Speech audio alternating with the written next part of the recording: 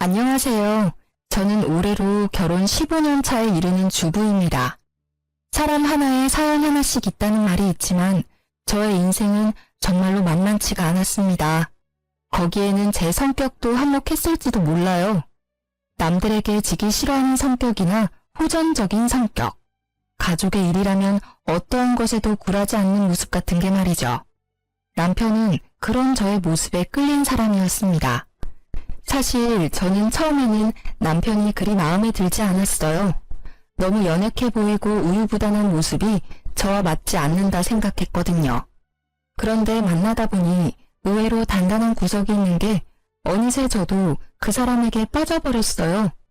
시부는 그런 저를 좋아해 주셨지만 글쎄요, 시모는 그런 저를 무척 싫어하셨습니다. 게다가 시모의 형제 간 차별이 저와 시모의 사이를 더 멀어지게 만들었죠. 그리고 시아주버님은 이혼을 2번이나 하고 결혼 전부터 제 남편에게 금전 요구를 빈번히 하던 사람이었습니다. 저는 몰랐지만 젊었을 적에는 사기로 감옥도 다녀왔다더군요. 남편은 그런 문제야 시아주버님 대신에 장남 노릇을 해야 했습니다. 그러나 그 노릇을 하면서도 남편과 저는 대접 한 번 받아본 적이 없었습니다. 그날은 제사가 있는 날이었습니다. 저는 아침 일찍부터 일을 쉬고 제사상을 차리기 위해 시댁에 들러 일을 하고 있었습니다. 남편도 그런 저를 돕기 위해 일을 쉬었죠. 참 다정한 남편이었는데 시댁만 오면 위축되는 모습이 참 안쓰러웠어요. 이날에는 웬일인지 시아주버님도 오셨더라고요.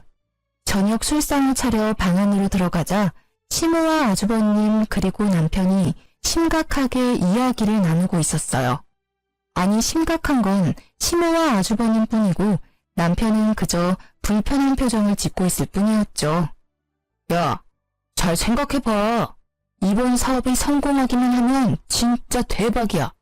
너 모아놓은 돈 좀 있지? 그걸로 나한테 투자 좀 해라. 이번에는 진짜 확실해. 그래, 얘. 네 형님이 이렇게 원하는데 좀 해줘. 너는 돈도 잘 벌고 아버지 돌아가시면서 목돈도 많이 모아놨잖니. 저도 돈 없어요. 요새 경기가 안 좋아서 잘 벌지도 못해요. 그리고 얼마 전에 전셋집 들어가느라 돈 다 썼고 와이프 뱃속에 애도 있는데 돈을 함부로 쓰는 건 좀... 얘는 누가 보면 우리가 네 돈 뺏으려는 것처럼 보이겠다. 그냥 달라는 게 아니라 빌려주라는 거지. 넌 어떻게 이렇게 냉정하니? 형이 이렇게 간곡하게 말하는데도 어떻게 이렇게 딱 잘라? 어머니, 정말 저도 돈이 없어요. 그리고 어머니는 모르시나 본데 형이 저번에 제 돈 빌려갔어요. 그것도 아직 안 갚았잖아, 형. 이번에는 진짜로 안 돼. 아, 누가 안 갚는데? 갚아줄 거야. 이번 투자만 제대로 성공하면 2배, 아니 3배로 돌려준다니까. 그 전에 빌린 것까지 싹 다 갚아줄 수 있다니까. 형, 제발 그만 좀 해. 나 진짜 힘들어. 이게 도대체 몇 번째야? 또 시작인가 싶어 슬슬 남편을 도우려는 때에 시모의 뜬금없는 말이 튀어나왔습니다. 잠깐만, 이렇게 하는 건 어떠니? 너희 전셋집 빼고 우리 집으로 들어와라. 어차피 노부부 둘이 사는 집 너무 커. 그리고 네 아버지 몸도 예전 같지 않아. 그러니 너희가 들어와서 살고 그 전세금 형님한테 빌려주렴. 그럼 되지 않니? 뭐하러 돈 들여가면서 전셋집에 살아. 여기서 살면 되지. 그건... 남편은 두 사람의 현란한 말솜씨에 노란하고 있었습니다. 옴짝달싹 못하고 눈살을 찌푸리고 있는 남편 대신 제가 나섰습니다. 그건 절대 안 돼요, 어머님. 전세를 빼라뇨? 너는 빠지렴. 이 이야기에 네가 나설 곳은 없어. 아니요, 제가 나서야죠. 돈 빌려주는 사람 와이프인데 왜 제가 나서질 못해요? 게다가 그 전세금이 남편 돈만 있다고 생각하시는 건 아니죠? 제 돈도 남편 돈만큼 들어갔어요. 정말 못 배운 티가 이런 데서 나는 법이지. 어른들 말하는데 끼어들어서는... 네, 저 못 배웠어요. 그렇지만 싫다는 사람한테 억지로 돈 내놓으라고 하는 게 강도짓이라는 건 잘 알아요. 뭐? 강도짓? 너 지금 내가 강도짓을 했다는 말이니? 네, 그게 강도가 아니면 뭐예요? 칼만 안 들었다 뿐이지 지금 두 분 모양새가 강도던데요. 두 분이서 돈을 원하시면 어머니 앞으로 된 번듯한 이 집을 담보로 대출을 받으시면 되잖아요. 왜 우리 남편한테 전셋집을 빼라 말라 하시는 거예요? 싫다는 사람한테. 말을 해도 정말. 예, 강도라니. 나는 네 남편의 엄마야. 이런 소리는 충분히 할 수 있어. 그리고 네 아주버님도 마찬가지로 혈연이니 당연히 요구할 수 있지. 세상 천지에 누가 이렇게 당당하게 돈을 빌려요? 돈을 빌리고 싶으면 머리를 숙여야 하는 거 아닌가요? 둘이서 거머리 마냥 붙어서는 아주 사람 하나 피를 뽑으려고 작정을 한 것처럼 보이는데요. 거머리? 아이고, 이런 여자를 며느리라고 들리다니 무식한 데다 어른 보기를 쉽게 생각하지를 않나. 어머님, 이런 며느리가 제사상 차례상 다 차리시는 거 아시죠? 제 남편은 누구와도 다르게 다정하고 마음씨가 착해서 저는 이혼할 이유가 없거든요. 솔직한 말로 두 번이나 이혼하고 제사상도 차리지 않는 장남보다야 둘째 아들이 더 낫지 않나요? 너 말 다 했니? 어떻게 아주버님 되는 사람한테 그런 막말을 할 수가 있어? 어머님, 그러면 앞으로 입이 늘어날 식구가 있는 사람한테 전세방 빼서 돈 빌려주라는 건 막말이 아니에요? 아니, 빌려줄 수 있어요. 이제까지 빌려간 돈 다 갚아주면요. 그런데 이제까지 빌려간 돈도 갚을 생각이 없잖아요. 그마저도 갚지 않는 사람한테 더 이상 누가 돈을 빌려줘요? 첫째가 일부러 그랬니? 사업하다 보면 실패할 때도 있고 마음대로 안 될 때도 있지. 아주 보자 하니까 시댁을 우습게 알고. 시모의 말에 저는 아주버님을 똑바로 보며 말했습니다. 그 정도쯤 되면 사업에 소질 없으신 거예요. 그러니까 그냥 빠져나오세요. 다른 사람 힘들게 하지 마시고요. 그리고 돈 빌려갈 생각하지 마시고 빌려간 거 갚을 생각이나 해주세요. 여보, 그만해. 뱃속에 아이도 있는데 흥분하지 말고. 흥분 안 하게 생겼어? 전세금을 빼서 아주버님 사업자금으로 주라는 게 있을 수 있는 일이야?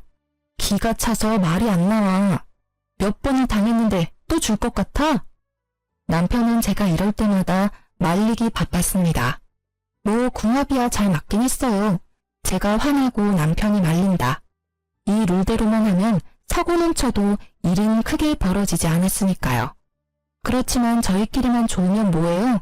이놈의 집구석이 우리를 가만히 두질 않는데 말이죠. 예, 네 와이프는 싸움닭이야. 성격이 보통이 아니야. 너 붙잡혀 사는 건 아니니? 여자가 남편 하는 일에 간섭하면 망하는 거야. 시모는 남편에게 그리 말했지만 남편은 그 말도 그냥 넘겼습니다. 시모가 남편을 걱정해서 그런 말을 하는 게 아니라는 걸 잘 알기 때문이었습니다. 그날 남편은 제게 조심스레 말을 꺼냈습니다. 당신한테는 정말 미안한 말인데 우리 합가 생각해보면 어떨까? 설마 당신 아주버님한테 홀랑 넘어간 거야? 아니야, 그런 건 아닌데 아버지 요새 기운 없어 보이는 것도 그렇고 어머니가 아버지한테 소홀해 보이는 게 눈에 보여서 좀 걱정이 돼서. 그건 그렇지. 요즘 많이 안 좋아 보이시기도 하고. 연애 때부터 시부에 대한 남편의 애정은 각별했으니 어쩔 수 없다고 생각했습니다. 저도 시부에게 사랑을 많이 받았기에 남편 뜻에 따르기로 했습니다. 그리고 차라리 가까이 있는 편이 남편과 제 돈을 지킬 수 있는 방법이라고 생각했어요. 그렇게 저희는 합가를 하기로 했습니다. 시부가 계시지 않았다면 절대 응하지 않았을 거예요. 합가를 하고 나니 시모는 웃기지도 않을 시집살이를 저희에게 시키더군요. 저는 원래 밟으면 더 들고 일어서는 성질이라 그럴 때마다 저와 시모의 다툼은 더 커져갔습니다. 예, 오늘 반찬 좀 몇 가지 만들어놔라. 어제 제가 다 만들어놨는데요. 너희들만 입이니? 첫째 요새 혼자 살며 사업하느라 밥도 못 먹고 다닌다더라. 첫째한테 갖다 줄 거니까 정성스레 맛있게 만들어. 그 말에 화가 난 저는 가만히 있을 수 없었습니다. 어머님, 타지도 않은 본가 근처에 살고 계신 아주버님 반찬은 어머님이 만들어주세요. 떨어져 지내면서 어머님 손맛이 얼마나 그립겠어요? 매번 맛없다며 수저놓게 만드는 제 음식 말고 어머님 음식을 가져다 주시는 게 좋을 것 같아요. 뭐? 너 해주기 싫어서 그러지? 기가 막혀서. 싫으면 싫다고 하면 되지 무슨 핑계를 그렇게 대. 됐어. 내가 사다 주련다. 돈이나 줘. 죄송하지만 돈도 없어요, 어머님. 저한테 맡겨놓으신 거 없으시고 이번 달 드릴 용돈은 이미 월초에 드렸어요. 그러니까 사서 가시려면 어머님 돈 쓰세요. 저는 이제 공과금까지 대신 내드리고 있잖아요.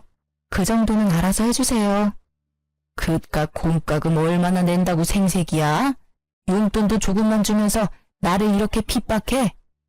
용돈 50만 원이 큰 돈이 아닌가요? 저희 버는 돈도 그렇게 많지 않은 거 아시면서 어떻게 그런 말을 하세요? 그렇다고 그 돈으로 태어난 손녀한테 장난감이나 옷 한 벌 사준 적이 있으세요? 저희한테 수고한다고 밥 한 끼 사준 적이 있어요? 계속 적다고 말씀하시면 더 줄일게요. 아이고, 며느리가 시무를 잡네 잡아. 그래, 어디까지 하나 해봐라. 나도 가만 안 있을 거야. 시무는 그 이후로 더욱 악독하게 시집살이를 시켰습니다. 일하고 온 사람 피곤한 거 알면서도 운전기사처럼 끌고 다니는가 하면 동네 사람들에게 기센 며느리 때문에 힘들다며 아주 광고를 하고 다니시더군요. 그렇지만 그런 시무의 행동은 아주버님에 비하면 정말 별거 아닌 일이었어요. 시무의 시집살이가 계속되는 동안 저희 전세금을 노린 아주버님의 공작은 끝이 나지 않았습니다. 당신 왜 이렇게 술에 취해서 들어왔어? 술도 못 마시는 사람이 인사불성이 돼서는? 저는 남편의 모습에 의아한 마음뿐이었습니다. 다음날 잠에서 깬 남편에게 물었습니다. 어제는 술 왜 그렇게 많이 먹은 거야? 속상한 일이라도 있었어? 어제 형님이 찾아왔어. 불러낼 때는 돈 갚겠다는 식으로 이야기해서 나갔는데 도착하니 술을 엄청 먹이더라고. 그 뒤에 계속 내 카드로 비밀번호 뭐냐고 물어보는데 버티다가 결국 술 취해서 골아떨어졌지. 뭐? 아주버님이 또 자기한테 돈 달라고 그랬단 말이야? 이번에는 아예 도둑놈처럼 카드에서 직접 빼내려고 했나 본데? 아, 가족 중에 강도가 하나 있으니 진짜 힘드네. 전세금을 당신 통장에 안 넣어놨으면 지금쯤 다 털렸을지도 몰라. 술에 취해서 내가 비밀번호를 말했는지 안 했는지도 기억이 안 나거든. 말했어도 내 계좌에는 딸랑 10만 원 들었을 텐데. 남편이 밤중에 연락 온 게 없나 폰을 확인하더니 곧 한숨을 푹 쉬더라고요. 그 10만 원도 살뜰히 가져갔네. 정말 징글징글하다. 나도 참 못났어. 술 기운에 비밀번호 가르쳐줬나 봐. 앞으로도 돈 관리는 자기가 좀 해줘. 자기한테는 절대 그러지 않잖아. 아, 진짜 너무 짜증나. 왜 매번 우리만 이렇게 손해봐야 해? 이 사람들은 가족이 아니라 도둑이야. 미안해. 당신 이렇게 마음고생 시켜서. 남편은 초췌한 모습으로 제게 사과했습니다. 남편이 사과할 일이 아닌데도 그 사람들이 잘못한 일인데도 항상 남편의 입에서는 미안하다는 말만 나왔어요. 남편이 그럴수록 시무와 아주버님에 대한 저의 원망은 더 커져갔어요. 그리고 우리를 힘들게 하는 일은 계속됐답니다. 여보, 당신 저번에 연장 만지다가 다친 손가락이 아직 고름이 나오네. 2주가 넘었는데 아물지를 않아. 혹시 모르니까 큰 병원 한번 가보자. 그래, 요새 몸이 안 좋기는 했어. 몸이 이상한 수포도 생기고 옷이 스치기만 해도 따가운 게 이상이 있기는 한 것 같은데. 그렇게 대수롭지 않은 대화를 나눈 날 우리는 종합병원으로 향했습니다. 그런데 병명을 알 수 없다고 하더군요. 아니, 몸통의 통증은 대장포진이라고 하는데 손가락이 왜 아직 고름이 나오는지를 설명할 수 없다고 하더라고요. 그러면서 몇 가지 검사를 해보자고 하더군요. 검사를 하고 집에 돌아와 기다리는데 뜬금없는 일요일 아침에 전화가 왔더라고요. 너무 급한 사안이라 주말임에도 연락을 드렸어요. 더 알아봐야겠지만 혈액 검사상 암에 대한 소견을 보이고 있습니다. 일단은 내일 당장 병원으로 와주세요. 정밀 검사를 해야 할 것 같습니다. 청천벽력 같은 소식에 저는 경황이 없었습니다. 그러나 초기이고 성인 남성에게는 예후가 좋은 상황이라고 하더군요. 저와 남편은 마음을 굳게 다졌습니다. 힘들게 살아온 인생 보답받지도 못하고 가는 건 억울해서 못 산다고, 늙어서 우리 딸 결혼식 때까지는 살아야 하지 않냐고 남편은 치료에 열의를 불태웠습니다. 저희 남편은 토목업에 종사하기에 보험을 드는데 한계가 있었어요. 그래도 보험금이 5천만 원 정도가 나왔거든요. 남편은 시모에게 자신의 상태를 알리며 보험금이 있으니 잘 해결될 거라고 말했어요. 그런데 뒷목 잡을 일은 그 다음 주에 일어났어요. 시모가 저와 남편을 조심스레 부르더라고요. 둘째야, 너 혹시 4천만 원 정도만 빌려줄 수 있니? 네? 갑자기 그런 큰 돈을 어디서? 너 보험금 있잖아. 그거 어차피 실비도 나오고 수술비도 나올 거 아니야. 5천만 원 다 없어도 지금 당장 치료받는데 큰 지장은 없잖니? 어머님, 지금 무슨 소리를 하시는 거예요? 암 걸려서 고생하는 아들한테 할 소리예요? 저는 어이가 없어서 바로 받아쳤습니다. 그랬더니 시모가 저를 흘겨보더군요. 네가 신경 쓸 일 아니다. 그리고 누가 언제 그냥 달라고 했어? 다음 달이면 적금 만료되니 그것 하면 다시 돌려줄 거야. 도대체 그 큰 돈이 왜 필요하신데요? 네 아버지 앞으로 돈이 많이 들어. 어디 병원이라도 모시고 가려니 차가 영 오래돼서 모시기 힘들더라고. 그래서 하나 새로 사려고 그러지. 오래된 차 끌고 다니다가 사고라도 날까봐 걱정이야. 몸도 이제 힘들고 기력도 없는 양반인데 차라도 좋은 것 타면 사고가 안 나지 않을까 해서 그래. 아버님 아프시면 저희가 모셔갈게요. 굳이 그것 때문에 어머님 차를 바꾸는 건 아닌 것 같아요. 게다가 저희 처지에 4천만 원짜리 차는 너무 사치해요. 넌 매번 내가 하는 말은 안 된다고 그러더라. 그리고 병원 갈 때마다 너 일 쉬고 뛰쳐나올래? 돈 벌어야지, 애 앞길 생각하면. 그리고 자잘하게 갈 곳도 많아. 그럴 때마다 위험하게 둘 순 없잖아. 제가 절대 안 된다고 말리려 했지만 남편이 저를 다독이며 말했습니다. 아버지한테 필요한 거잖아. 그런 거는 난 빌려줘도 돼. 아버지 불편하게 다니시는 건 싫어. 남편은 아버지라는 단어가 들어가면 모든 게 약했습니다. 그 집안에서 유일하게 남편의 편이 되어주는 사람은 시부뿐이니까요. 솔직히 저도 시부에게 필요하다는 걸 안 된다 말할 수 없었어요. 그렇지만 무턱대고 어머님 말을 믿는 것도 싫었어요. 방으로 돌아온 저는 남편에게 말했어요. 그러면 일단 문자로 차용증 비슷하게 보내서 확인시켜. 내가 예전에 보니까 돈 떼인 거 받으려면 무조건 돈 빌려줬으니 갚겠다라는 문자 내역 같은 거 있어야 한대. 그렇게까지 할 필요 있을까? 당신은 그렇게 당해놓고 아직도 그 사람들을 몰라? 당신을 자식으로 생각하면 아들 아파서 받은 돈을 빌려달라고 하겠어? 남편은 제 말을 듣더니 결국 제가 제안한 대로 시모에게 돈 빌려간 내역을 문자로 보내며 조만간 돌려줄 것을 문자로 확인받았습니다. 그리고 다음날 시모가 약속한 날이 지나도 조용하길래 시모에게 먼저 말했습니다. 어머님, 저희 돈 받으러 왔어요. 돈 준비되셨어요? 그건 이번에는 못 준다. 좀 기다려야겠어. 네? 갑자기 그게 무슨 말씀이세요? 이번 달에 적금 탄다고 하지 않으셨어요? 그건 저번 달에 이미 받았어. 사실 나도 첫째한테 적금까지 빌려줬는데 애가 연락이 안 되는구나. 혹시 어머님 차 바꾸겠다고 가져간 저희 남편 보험금도 아주버님께 드린 건 아니죠? 그것도 싹 다 걔한테 줬어. 얼마나 나한테 해달라고 난리를 치는지 너희들이 알아서 줬으면 나한테까지 이런 불똥 튈 일 없었잖니. 무슨 말도 안 되는 말을 하시는 거예요? 어머님, 아세요? 그거 그냥 돈 아니에요. 우리 남편 목숨값이라고요. 피 같은 돈이라고요. 내 적금도 피 같은 돈이야. 너희 돈만 소중하니? 못 받고 있는 건 나도 마찬가지야. 너희들은 왜 나한테 와서 이 난리야? 첫째한테 가서 직접 받아와. 애몬 사람을 괴롭혀? 어머님, 잊으셨어요? 돈 빌려가신 분 어머님이세요. 저희 증거도 있어요. 그래, 내가 빌려갔다. 너희는 늙은 시무한테 돈 빌려준 게 그리 아까워? 이렇게 빚쟁이처럼 사람 들들 볶는 건 아니지 않니? 적반하장도 유분수라는 말이 딱 떠오르더라고요. 남편은 그런 심호의 말도 안 되는 행태에 그저 주저앉아 있을 뿐이었습니다. 저에게 그런 망언을 꺼내는 심호의 모습에 저는 흥분하고야 말았습니다. 어머님, 저희 보험금 받은 거 아주버님한테 말하셨어요? 그래, 걔한테 이야기했어.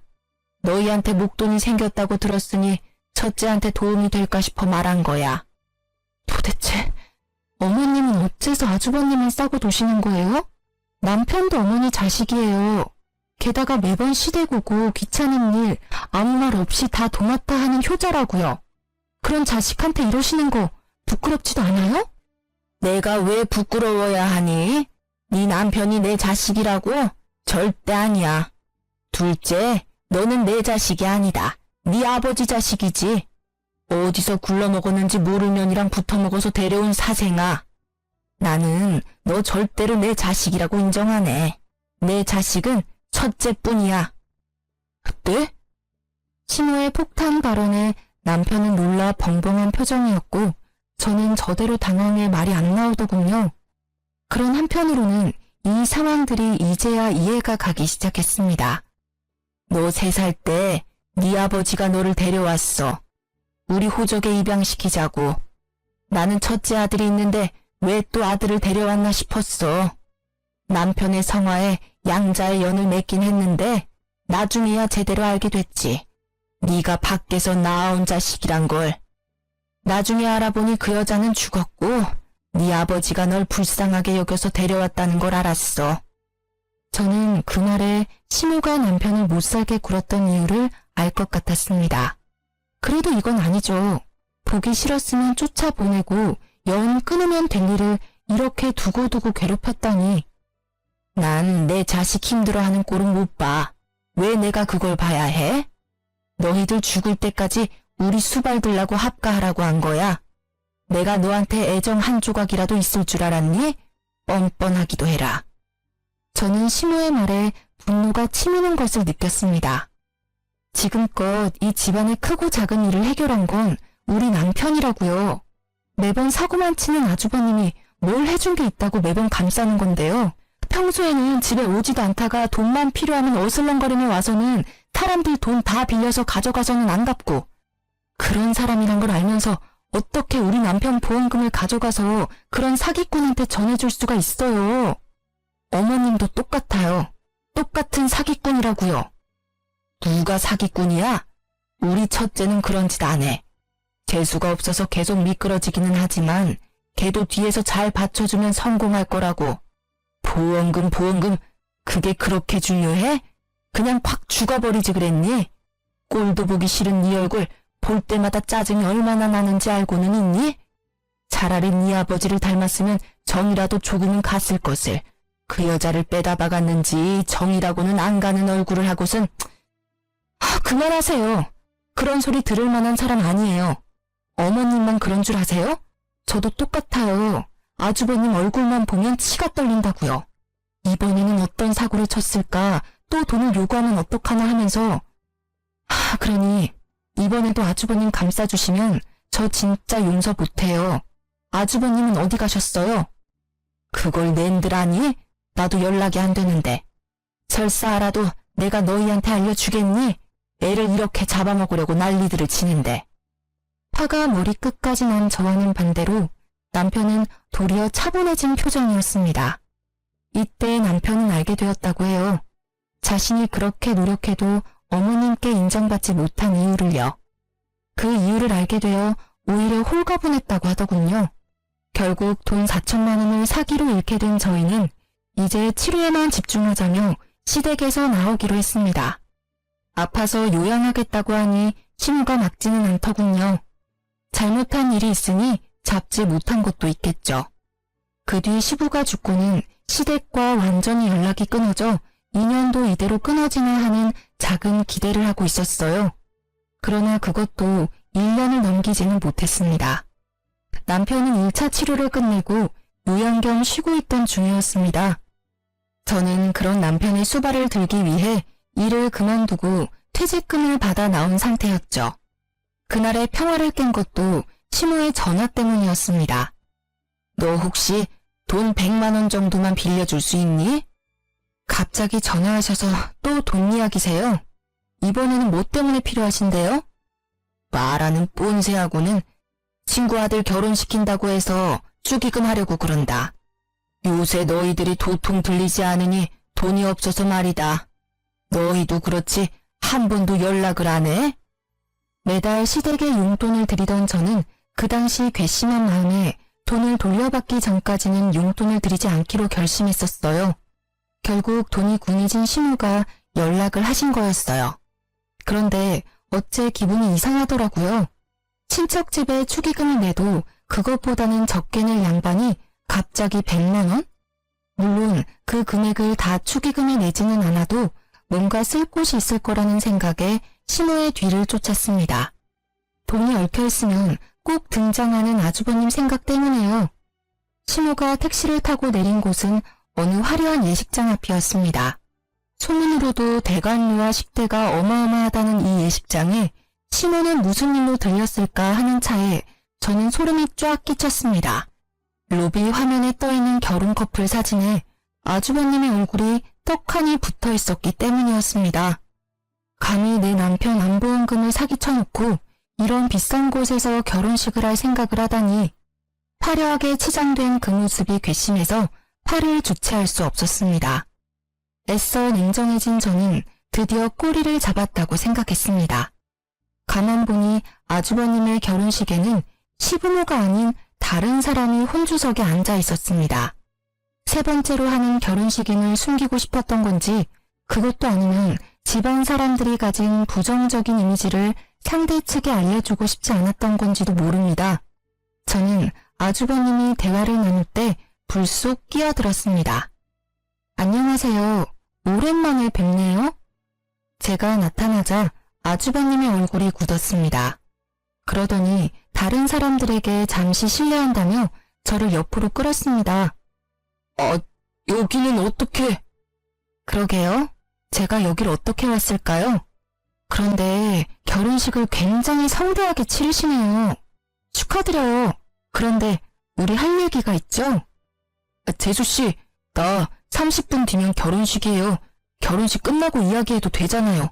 남의 경사에 초를 치러 온 것도 아니고. 무슨 말씀을 그렇게 하세요. 정 원하시면 저는 여기서 말씀드려도 괜찮아요.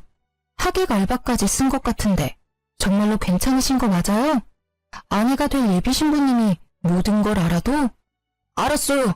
잠시만요. 아주버님은 저를 데리고 호텔 객실이 있는 층으로 향했습니다. 사람이 없는 걸 확인한 아주버님이 먼저 소리치더군요. 도대체 왜 이러는 겁니까? 어떻게 성사시킨 결혼식인데 이렇게 행패를 부려요? 행패요? 동생 보험금 가지고 치르는 결혼식이면 저도 관여할 수 있죠. 어머님한테 받은 남편 보험금 어쨌어요? 내가 뭘 받았다고 그래요? 딱 잡아떼는 아주버님 모습에 저는 코웃음을 쳤습니다. 당신이 어머님 시켜서 우리 남편 보험금 강탈해 간 거 내가 모를 줄 알아요? 사람을 우습게 보는 것도 한두 번이지. 우리가 아무것도 안 하니까 쉬워 보이나 본데 남편은 몰라도 나는 아니에요. 막말로 지금 당장 이 결혼식 뒤집어 엎을 수도 있고 당신 같은 사기꾼 민낯 알려주는 건 일도 아니야. 뭐? 사기꾼? 나 니네 남편 형이야. 못하는 말이었네. 내가 왜 사기꾼이야? 그 돈 돌려준다고 몇 번을 말했어. 그리고 어머니가 준 건 어머니 돈이라고 생각해서 받은 거였어. 그만 잡아떼세요. 어머님이 벌써 말씀하셨어요. 아주버님이 남편 보험금 필요하다고 했다면서요? 그러면서 어머님 시켜서 돈 가져가서는 안 돌려줬다던데요? 돈을 받은 건 사실이야. 인정할게. 그런데 여기 와서 이럴 건 아니잖아. 진정하고 우리 대화로 해결해보자고. 진정? 대화. 저기 아주버님, 저요. 세상 둥글게 살고 싶은 사람이에요. 누구는 화내고 싶어서네요. 예전부터 그랬잖아요. 매번 우리 남편한테 돈 빌리고 안 갚고 상습이잖아요. 제가 본 것만 수십 건이에요. 가져갔으면 갚을 생각을 해야지. 남의 돈으로 호사스럽게 살면서 사람 우습게 보는 것도 정도가 있죠. 그리고 대화로 해결될 일은 아니죠. 돈을 가져와야 될 거 아니에요. 제 목소리가 커지니 아주버님은 당황했습니다. 알았어. 그럼 이렇게 해. 오늘은 바쁘니까 내일 어떻게든 돈을 마련해서. 제가 아주버님 수법에 당한 게 몇 년인데요. 지금 당장 준비하세요. 결혼식 끝날 때까지 안 주시면 저도 성심껏 이 결혼식 정성스레 망쳐드릴 테니까요. 아니, 하루도 못 기다려? 하루고 한 달이고 지금 몇 년 전에 빌려준 것도 안 갚으셨잖아요. 그리고 기다릴 필요가 어디 있어요? 이번 결혼식 친척 빼고 친구들 하객은 진짜죠? 친구들 엄청 많으신데 축의금으로 갚으시면 되겠네요.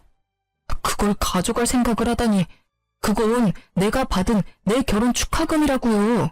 다른 사람들의 성의가 있는 돈을. 그 돈은 성의가 있는 돈이라 괜찮고 동생 보험금은 성의가 없는 돈이라 안 돌려주는 거예요. 그리고 우리 남편 돈은 목숨이 달려있는데 가져가셨잖아요. 피차 일반이에요. 계속 안 주신다고 하시면 저 내려가서 다 말해버릴게요. 제 목소리가 호텔 복도에 울리자 결국 아주버님이 백기를 들었습니다. 알겠어. 소리 낮춰. 축의금 줄게. 그러니 조용히 해. 다들 들으면 어쩔 거야. 이 결혼 파토나면 축의금도 없어. 저는 시간에 쫓기는 아주버님을 보내고 저는 축의금 받는 자리가 잘 보이도록 가까이서 주시하고 있었습니다. 아주버님은 패백하러 가기 전 잠시 들러 축의금 받던 사람에게서 가방을 받아 저에게 가져왔습니다. 저는 가방을 받아 금액을 확인했습니다. 사업한답시고 이리저리 돌아다니던 사람이라 그런지 축의금도 많이 들어왔더군요. 저희한테 빌려간 돈에 한참 못 미치네요. 나머지 2천만 원은 어머님 편으로 보내주시면 제가 받아갈게요. 그리고 제 조건을 들어주면 앞서 빌려가신 돈은 탕감해 드릴게요. 이번에는 또 뭐야? 무슨 조건인데? 저와 남편에게 어떠한 금전 요구도 하지 마시고 어머님 통해서 돈 빌리는 것도 하지 마세요. 그리고 남처럼 지내요. 앞으로 아는 척하지 마시고 이 조건 깨지면 빚쟁이처럼 남은 금액 받으러 따라다닐 거니까요. 생각보다 별거 아닌 조건이었다고 생각했는데 아주버님의 표정은 썩 좋지 않았습니다. 그 표정은 지갑을 강제로 뺏긴 억울함과 짜증이었어요. 그 얼굴을 보는 순간 저는 안도의 숨을 몰래 쉬었습니다. 2천만 원 잊지 마세요. 그거 안 주시면 어머님 앞으로 된 집으로 대출받아서 가져갈 거예요. 실질적으로 저희한테 돈 빌려간 사람은 어머니시거든요. 어머님한테 돌려받는 게 맞죠. 그럼 굳이 이 축의금을 가져가지 않아도 되잖아. 내가 어머니한테 드릴 테니. 그건 그거고 이건 이거죠. 어머님한테 드린 돈이 아주버님한테 간 걸 아니까 찾아왔고 현금이 있으니 제가 받아가는 거고요. 지금이 지나가면 또 돈 없다고 하실 거 분명하니까요. 아쉽다고 생각하지 마세요. 저희는 그 돈 충분히 받을 자격 있다고 생각하니까. 눈 뜨고 축의금을 빼앗긴 그 기분을 곱씹고 있을 아주버님을 보며 저는 생긋 웃어주었습니다. 그럼 신혼생활 즐겁게 하세요. 저를 노려보는 아주버님을 뒤로하고 속으로 즐거움의 소리를 지르고 있었습니다. 처음으로 돈을 돌려받았어요. 그냥 돈이 아니었으니 더 소중했습니다. 저는 이 기세로 나머지 2천만 원도 돌려받기로 했습니다. 저는 돈을 은행 계좌에 넣고 남편을 불러 시댁으로 향했습니다. 시모는 저보다 일찍 돌아와 있더군요. 자식 결혼식에 얼굴 도장만 찍고 오는 처량한 신세라니. 그래도 안쓰러운 기분보다는 본인 손으로 그렇게 만들었다는 생각밖에 들지 않았어요. 너희 여기 웬일이니? 이 집에는 오지 않기로 한 거 아니었어? 말씀드릴 게 있어서 왔어요. 당신이 직접 말해요.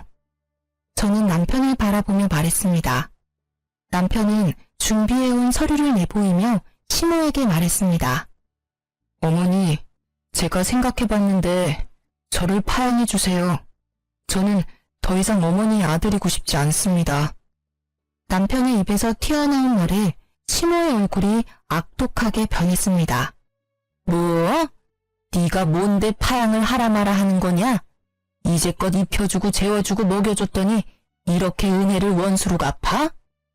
그런 이유로 이제껏 제사며 차례며 잘 모시지 않았습니까? 합가에서 어머님 돌봐드린 것까지 하면 제 할 도리는 다 했다고 생각합니다. 그러니 파양해 주세요. 절대 안 된다.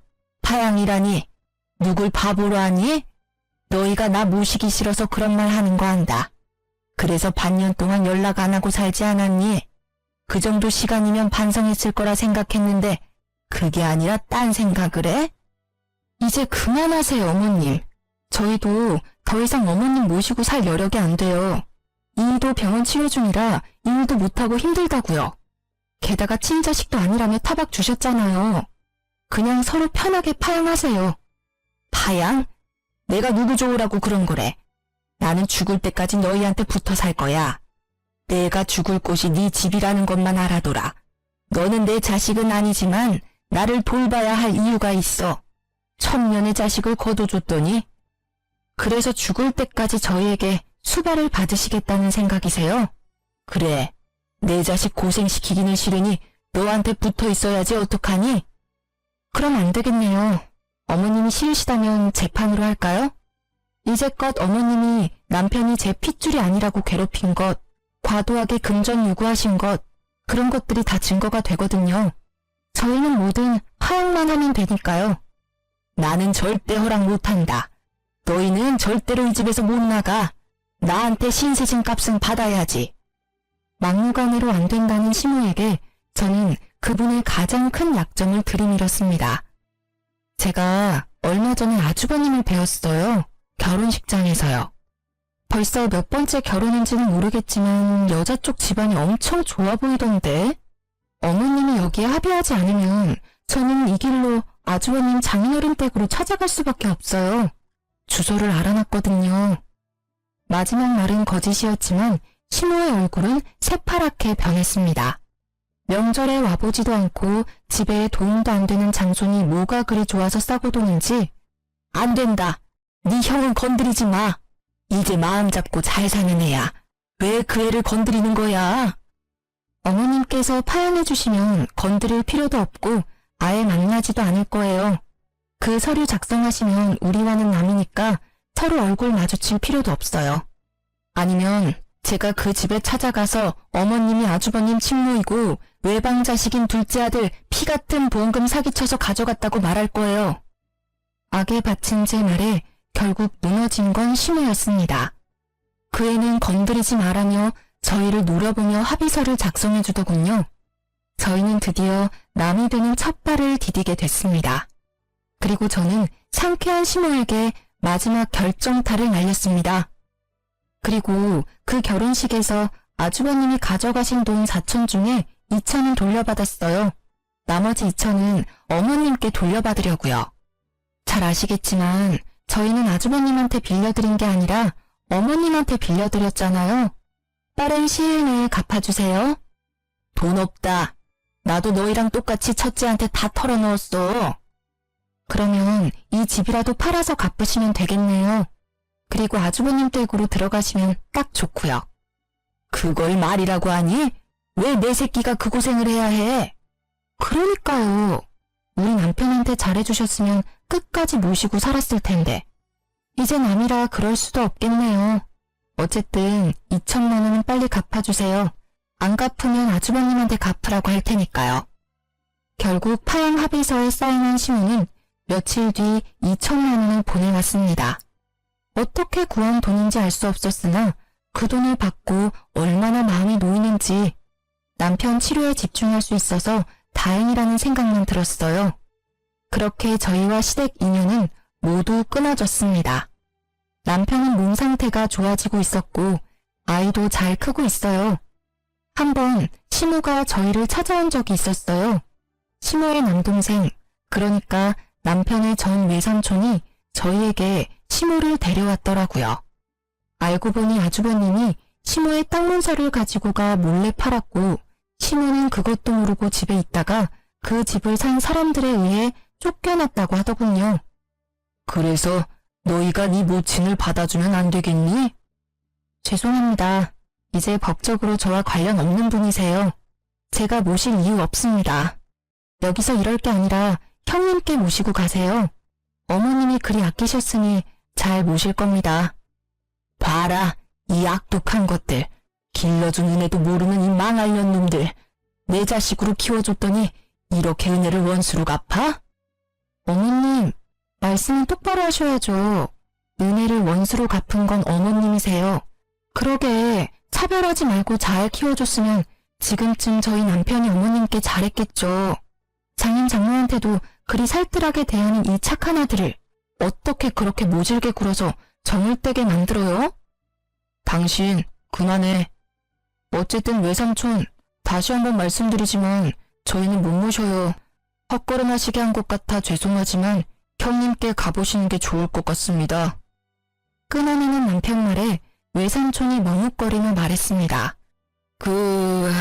너의 형님은 얼마 전에 사기죄로 감옥 들어갔단다. 나도 자세히는 모르는데 그 결혼한 여자 집안에서 사기를 쳤다고 하더라고. 누님도 그놈이 친 사기에 빚쟁이들이 찾아와 난리치는 바람에 고생 좀 했다. 넌 그런 얘기를 뭐하러 해?